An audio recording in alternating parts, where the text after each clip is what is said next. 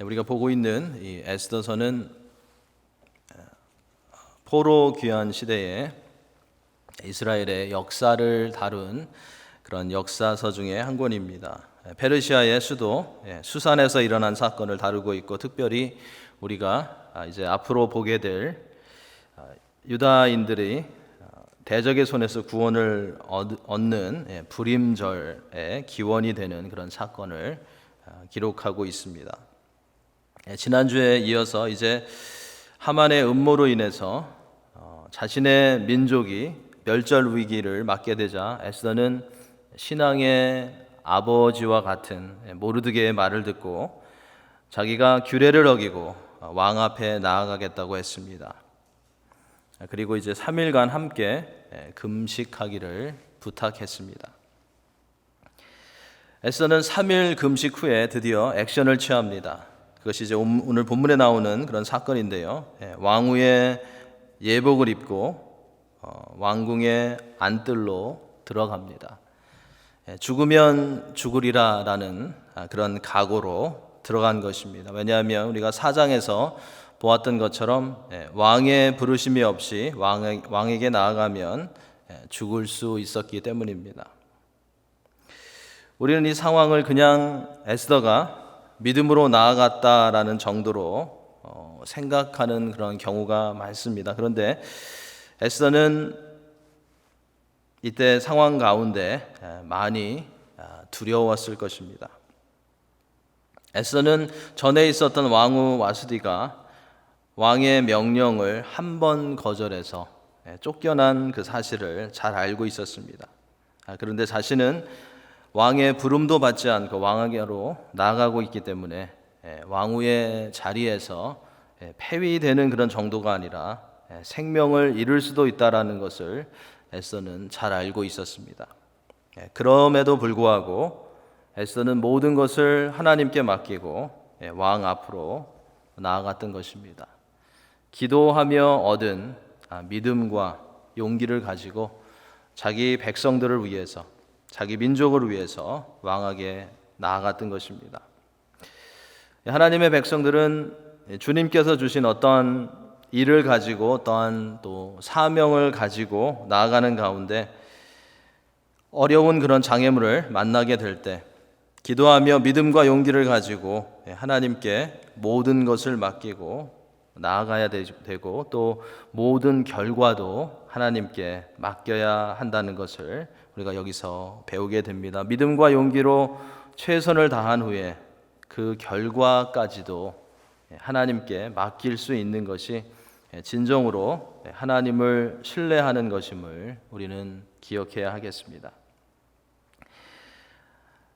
아하수에로 왕은 1절, 2절을 보니까 왕좌에 앉아 있다가 왕후 에스더가 뜰에 선 것을 보면서 매우 사랑스러움으로 손에 잡았던 금규를 그에게 내밀었습니다.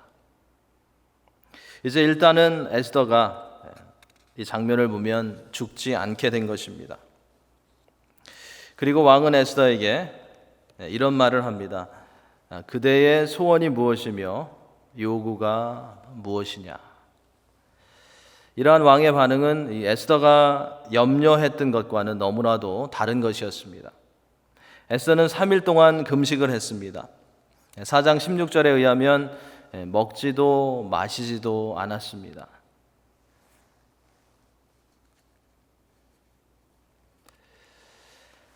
그리고 자신의 민족이 멸절을 당할 수도 있다라는 그런 사실에 마음이 몹시 힘든 그런 가운데 있었습니다. 3일 동안 먹지도 않았고요, 마시지도 않았고요, 마음에 고통이 있습니다. 한번 생각해 보시기 바랍니다. 어땠을까요? 아마도 얼굴이 말이 아니었을 것입니다. 3일 동안 먹지도 않고 마시지도 않고 마음속에는 온갖 두려움과 온갖 힘든 그런 생각들이 가득 차 있습니다. 아무리 겉으로 꾸미고 무엇을 모르겠습니다. 얼마나 좋은 화장품이 그 당시에 있었는지 모르겠지만 얼마나 많이 꾸미고 무엇을 바르고 해도 얼굴에 분명히 근심이 보였을 것입니다. 몸이 힘들어 보였을 것입니다. 그런데 왕은 에스더를 보는 순간 매우 사랑스러워 보였던 것입니다. 어쩌면 하나님께서는 간절히 자기 민족을 위해서 금식하며 울부짖는 에스더의 얼굴을 바꾸어 주셨는지도 모르겠습니다. 밝게 해주셨는지도 모르겠습니다. 에스더를 매우 사랑스럽게 맞아주는 이 아하수에로 왕의 반응은 우연히 일어난 것이 아니라 기도의 응답이었던 것입니다. 에스더의 얼굴을 빛나게 해주셨든지 아니면 아하수에로 왕의 눈을 에스더로 인해서 멀게 하셨든지 우주 만물을 창조하시고 주관하시는 하나님께서는 왕의 마음을 분명히 다스리고 계셨던 것입니다. 그래서 에스더를 볼 때 사랑스러운 그런 마음을 주셨던 것입니다.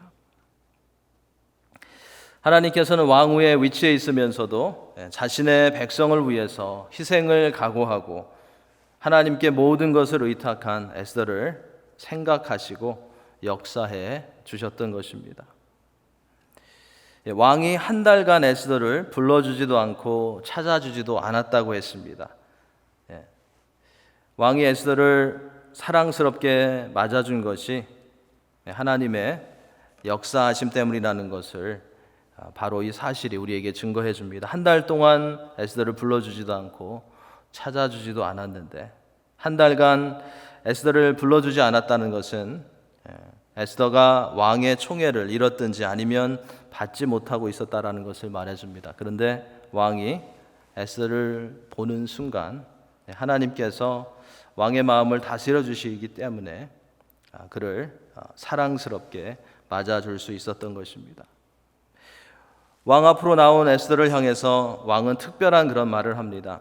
3절과 6절에 나오는 그 표현은 우리가 어디에서 많이 본 내용입니다. 그대의 소청이 무엇이뇨? 곧 허락하겠노라. 그대의 요구가 무엇이뇨? 나라의 절반이라 할지라도 시행하겠노라. 자, 어디에서 많이 보았던 그런 말씀이죠. 신약에서 마가복음 6장에서 헤롯이 그죠? 자기 생일날에 자기 생일 잔치에 너무 좋아서 헤로디아의 딸이 춤을 추어서 자기를 즐겁게 했을 때 헤롯이 한 말입니다. 무엇이든지 내가 내게 구하면 내 나라의 절반이라도 주리라. 조금만 이 기분이 좋아지면 뭐든지 다 주겠다고 하는 왕들이 문제이고 또 남자들이 문제입니다. 그런데 이 내용을 찾아보니까요, 이러한 표현은 고대 왕들이나 군주들이 즐겨 사용했던 그런 표현이라고 합니다. 그리고 그 의미는 정말로 나라의 절반을 주겠다라는 것이 아니라 큰 호의를 베풀겠다라는 것입니다. 아하수에로 왕은 에스더가 아주 중요한 문제가 아니면 왕이 부르지 않았는데도 왕 앞으로 목숨을 걸고 나오지 않았을 것을 알았기에 에스더가 왕 앞으로 가지고 나온 소원을 다 들어줄 그런 마음이 있다고 지금 말하고 있는 것입니다. 4절에 보면 에스더는 자신의 소원을 다 말하지 않습니다. 그리고 오늘 내가 왕을 위하여 잔치를 베풀었사오니 왕이 좋게 여기시거든 하만과 함께 오소서라고 왕을 잔치에 초대합니다. 에스더는 처음부터 자신의 소원을 말하는 대신에 왕을 위해서 잔치를 베풀고 싶다고 함으로써 이 왕에게 더 높은 그런 환심을 샀습니다. 왕은 이 잔치에 하만과 함께 참석했고 그 가운데 술을 마시며 기분이 좋아져서 에스더에게 또 다시 한번 묻습니다. 그대의 소청이 무엇이뇨? 나라의 절반이라 할지라도 시행하겠노라 라고 말합니다. 자, 이때 에스더는 나의 소청은, 나의 요구는 내가 왕과 하만을 위해서 또 다시 잔치를 베푸는 것이라고 했습니다. 그래서 와 달라고, 잔치에 참석해 달라고 말합니다. 왕이 잔치에 또 다시 와주시면 그 자리에서 내가 정말로 품고 있는 그 청을 왕에게 고하겠다라고 말을 합니다. 저의 생각 같으면 왕이 무엇이든지 들어줄 테니까 소원을 말해보라고 했을 때 그냥 알겠습니다. 빨리 저의 소원은 유대인들을 살려달라는 것입니다 라고 말했을 텐데 에스더는 그렇게 하지 않았습니다. 그래서 조금은 답답해 보입니다. 그냥 빨리 왕에게 소원을 이야기해버리지 왜 저렇게 망설이고 시간을 끌고 뜸을 들이고 있나 라는 그런 생각을 우리는 충분히 할 수 있습니다.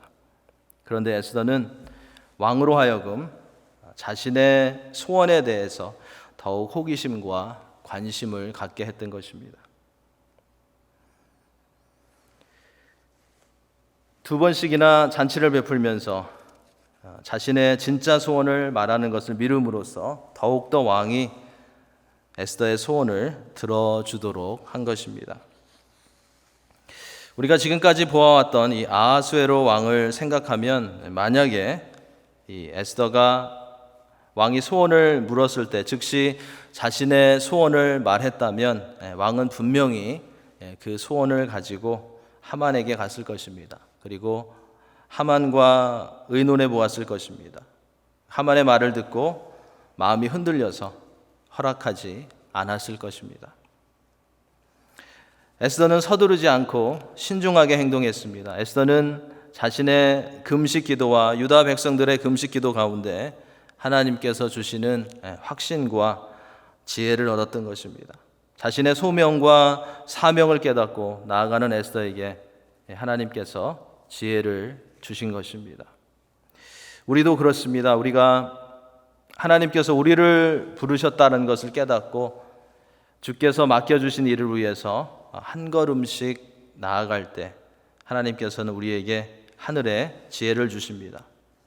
그리고 그 지혜를 가지고 하나님 나라를 위해서 열심히 뛸 수 있게 하시며 그 가운데 선한 열매를 맺게 하십니다. 에스더는 금식하며 기도하며 왕 앞에 나아가기를 준비했지만 왕 앞에 나아갈 때는 기도한 것만을 믿고 대충 나아가지 않았습니다. 기도로 준비했다고 해서 거지같이 하고 왕 앞으로 나가지 않았습니다. 에스더는 기도했지만 왕에게 잘 보이기 위해서 최선을 다해서 준비하고 예복을 입고 왕의 집무실이 있는 어전으로 나아갔습니다. 기도로 열심히 준비했다고 왕 앞에 에스더가 대충 하고 나갔다면 어떻게 됐을까요? 아마 분명히 왕은 쟤 누구냐 하면서 그냥 죽였을 것입니다. 우리가 에스더를 통해서 계속 배우는 교훈이지만 이 기도하는 사람은 기도만 하고 아무것도 안 하는 것이 아니라 기도한 후에는 하나님께서 어떻게 일하시는가, 어떻게 문을 열어주시고 또 어떻게 문을 닫으시는가를 살피면서 우리가 해야 하는 것에서는 최선을 다해야 하는 것입니다. 그러니까 하나님의 뜻을 온전히 우리가 깨닫고 이루기 위해서는 두 가지를 잘 해야 하는 것입니다. 첫째는 하나님께서 우리에게 주신 자원을, 리소스를, 은사를 동원해서 사용해야 하고, 둘째는 하나님의 인도하심을 보며 앞으로 가기도 하고 멈추기도 하고 기다리기도 해야 하는 것입니다.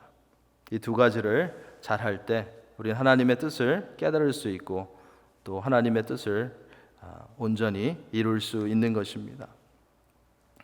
이제 9절부터는 오늘 본문의 두 번째 부분이 나옵니다. 9절부터 14절에 나오는 말씀인데요. 이제 왕후에게 아하수에로 왕과 함께 잔치에 초청되어서 대접을 받고 앞으로 또 다른 잔치에도 왕과 단 둘이만 초청을 받았던 하만은 기분이 상당히 좋아집니다. 12절에도 나오지만 하만은 왕후가 베푼 잔치에 왕과 함께 오기를 허락받은 사람은 나밖에 없다고 하면서 자신을 상당히 자랑스럽게 여겼습니다. 그런데 이것은 혼자만의 그러한 착각이었습니다. 그때나 지금이나 혼자만의 착각 속에 빠지는 사람들은 말릴 수가 없습니다. 그리고 굉장히 위험합니다. 굉장한 그런 착각 속에 이 하만은 살고 있었습니다. 이렇게 하만이 최고로 기뻐하고 있는 가운데 9절을 보면 하만의 기쁨이 사라지고 노를 바라게 하는 그런 일이 일어났습니다. 그것은 모르드게가 여전히 잔치의 장소에서 나오는 하만에게 일어나 보지도 않고 아무런 반응도 하지 않았다는 것입니다. 굽히지도 않고 절하지도 않았다는 것입니다. 하만은 모르드게로 인해서 분노했지만 10절에 보니까 그냥 참고 집으로 돌아왔습니다. 아마 앞으로 더 큰 일을 위해서 이때는 참았던 것 같습니다.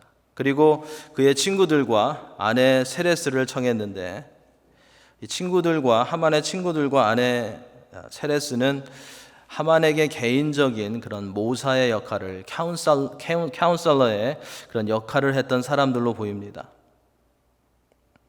왜 하만이 이들을 불렀을까요?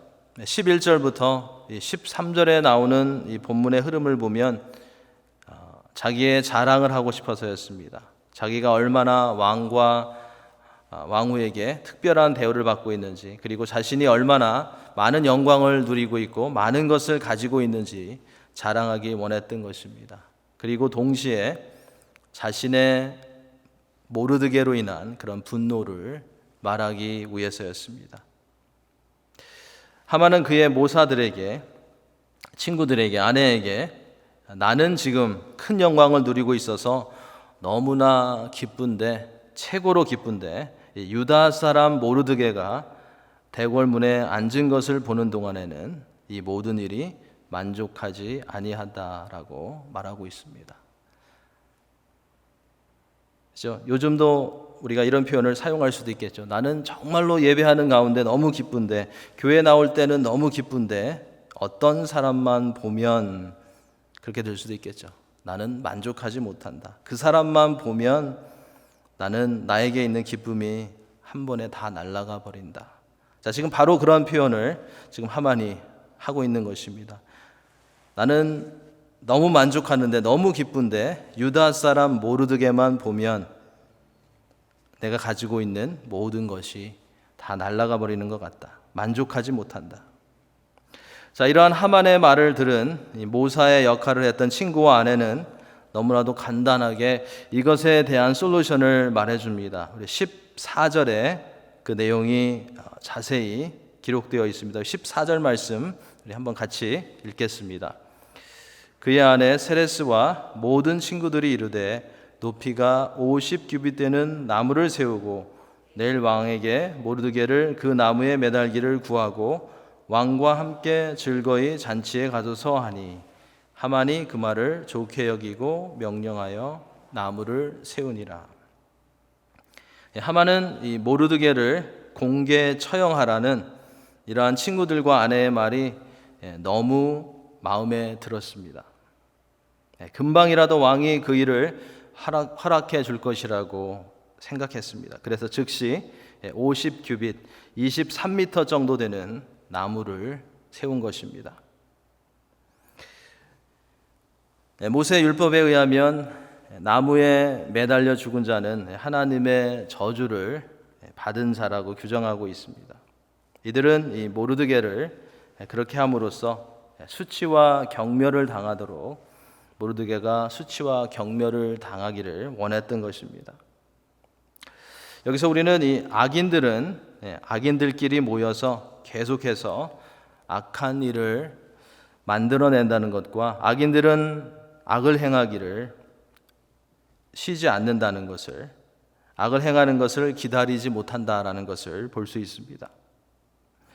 이렇게 모르드게를 나무에 매달기 위해 높은 나무를 기다리지 못하고 세웠지만 이 나무에는 모르드게가 아니라 다른 사람이 달리게 되었습니다. 우리가 나중에 7장에서 보게 되는데 누군지 아마 짐작하실 것입니다. 악한 자들은 이처럼 자신들이 가장 스마트하고 자신들의 음모가 최고라고 생각하지만 결국 그 모든 것들은 자신들이 빠질 함정을 파는 어리석은 일이 되고 마는 것입니다. 오늘은 에스더가 금식한 후에 규례를 어기고 왕 앞으로 나아간 사건과 하만의 착각과 그의 더 악한 그런 음모에 대해서 우리가 살펴보았는데, 이 가운데 우리가 얻을 수 있는 그런 교훈들이 여러 가지가 있습니다. 첫째로 본문은 우리에게 진정한 금식이나 기도는 사람에게 보이기 위한 것이 아니라 하나님께만 보이기 위해서, 그리고 하나님을 향해서 하는 것이라는 것을 다시 한번 가르쳐 줍니다. 오늘 이 본문에서 응답받은 에스더의 금식 기도는 전적으로 하나님만을 바라보고 부르짖는 그러한 기도였습니다. 예수님께서도 말씀하셨죠. 마태복음 6장에서 금식할 때에 너희는 외식하는 자들과 같이 하지 말라고 하셨습니다. 사람에게 보이려고 하지 말고 은밀한 중에 계신 내 아버지께 보이게 하라고 하셨습니다. 은밀한 중에 보시는 하나님께서 갚으시리라고 말씀하셨습니다. 위기 가운데 있었던 에스더는 다른 어떤 것도 의식하지 않았고 은밀한 중에 계신 아버지께 진심으로 금식하며 나아갔고, 은밀한 중에 보시는 하나님께서는 은혜를 베풀어 주셨던 것입니다. 우리도 금식한 일이 있을 때, 또 간절한 가운데 기도할 일이 있을 때 남에게 보이려는 유혹, 그리고 남들이 인정해 주기 원하는 그런 유혹을 떨쳐버리고 하나님께만 집중하고 하나님만을 향해서 부르짖는 그런 기도를 드릴 수 있어야 하겠습니다. 하나님께만 집중하고 하나님만을 향해서 간구하는 그런 기도를 하나님께서 들으시고 응답하신다는 것입니다. 둘째로 본문을 통해서 우리는 사람의 마음을, 특별히 왕의 마음, 위정자의 마음을 하나님께서 움직이신다라는 것을 배우게 됩니다. 때로는 뜻이 있으셔서 위정자들의 마음을 애굽의 바로처럼 그냥 놓아 두시기도 하시지만, 오늘 본문에 나오는 것처럼 하나님께서는 많은 경우에 왕의 마음을, 위정자들의 마음을 움직이셔서 하나님의 뜻을 이루게 하신다는 것을 우리는 볼 수 있어야 하겠습니다. 잠언 21장 1절에서는 이런 말씀이 있습니다. 왕의 마음이 여호와의 손에 있음이 마치 본물과 같아서 그가 임의로 인도하시느니라 라고 말씀합니다. 여기서 이 본물은 고여있는 물 또는 흘러내리는 물을 말합니다. 왕의 마음이 여호와의 손에 있는 흘러내리는 물 또는 고여있는 물과 같다는 것입니다. 하나님께서 왕의 마음을, 통치자들의 마음, 위정자들의 마음을 다스리시고 통치하신다는 것입니다. 그래서 하나님의 자녀들은 누가 위정자가 되었든지 그 위정자를 우리가 좋아하든지 좋아하지 않든지 그들의 마음을 하나님께서 감동시키시고 움직이셔서 그들이 하나님께서 하시는 일을 막는 것이 아니라 하나님께서 하시는 일에 도구로 사용되어질 수 있도록 기도해야 하는 것입니다. 왜냐하면 우리가 기도할 때에 왕들의 마음을, 위정자들의 마음을 그들이 안 믿는 자들이라고 할지라도 하나님께서는 다스리시고 움직이시고 통치하실 수 있기 때문입니다. 셋째로 오늘 본문에서 얻게 되는 교훈은 성도들이 어떤 일을 감당하고 또 문제들을 해결하기 위해서 세상에서 꾀를 부려서는 안 되겠지만 지혜로워야 한다라는 것을 우리는 깨닫게 됩니다. 예수님께서도 제자들을 세상에 보내시면서 지혜로워야 한다라는 것을 강조하셨습니다. 마태복음 10장 16절에 나오는 말씀입니다. 보라, 내가 너희를 보냄이 양을 이리 가운데로 보냄과 같도다. 그러므로 너희는 뱀같이 지혜롭고 비둘기같이 순결하라. 세상으로 제자들을 내어보내시면서 뱀같이 지혜롭고 비둘기같이 순결하라고 말씀하셨습니다. 우리는 성도로서 겸손한 주님의 모습을 닮아가야 합니다. 선한 모습으로 세상에서 살아가야 합니다. 하지만 세상의 지혜나 이 죄악된 부분에 대해서는 항상 져주고 겸손해서는 안 될 것입니다. 주님께서는 뱀같이 지혜로워야 한다고 말씀하셨습니다. 에덴 동산에서 하와를 넘어뜨린 뱀이 얼마나 지혜롭습니까? 우리 믿는 자들이 그렇게 그 정도로 지혜로워야 한다는 것입니다. 바울 사도는 고린도전서 14장 20절에서 형제들아 지혜는 아이가 되지 말고 악에는 어린 아이가 되라. 지혜는 장성한 사람이 되라 라고 권면했습니다.